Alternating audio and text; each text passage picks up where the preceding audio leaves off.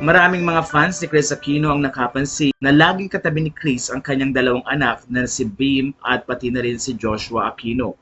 Sa mga photos at mga video na napansin ng mga netizen ay hindi pinapalampas ni Chris na hindi niya katabi ang kanyang dalawang anak. Ayon sa mga fans, ganito kamahal ni Chris sina Bimbi at Joshua, kaya naman patuloy nilang pinagpipray na gumaling ito sa kanyang karamdaman. Matatanda ang hiniling ni Chris at isa sa mga prayers niya ay humaba pa ang kanyang buhay upang makita pa niyang mag-18 years old si Bimbi. Sa kasalukuyan ay 16 years old si Bimbi at after 2 years pa nga ito mag-18. Kaya naman ilang mga pasabi din ang binigay ni Chris na kung ano man ang mangyari ay kailangan si Boy Abunda at ang kanyang mga kapatid ang mag-aasikaso kay Chris Aquino at sa mga anak ni Chris. Kaya naman sabi ng mga netizen, nakakaiyak na every time na nakikita nila nakatabi ni Chris si Joshua at Bimbi sa higaan ay ito na lang ang time na talaga namang minamaximize ni Chris para makasama ang kanyang dalawang anak.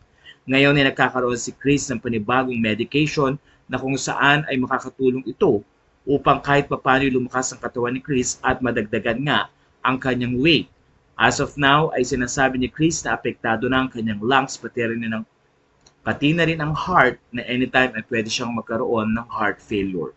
Pero ayon sa mga fans, ang panalangin ay isa pa rin sa pinakamagandang tool na makausap ang Panginoon upang hingan ng extension ang buhay ni Chris Aquino. Masaya din ang mga fans dahil nandoon si Mark DeViste na patuloy na umaalalay at hindi nga kinakalimutang alagaan si Chris kasama ng pamilya nito.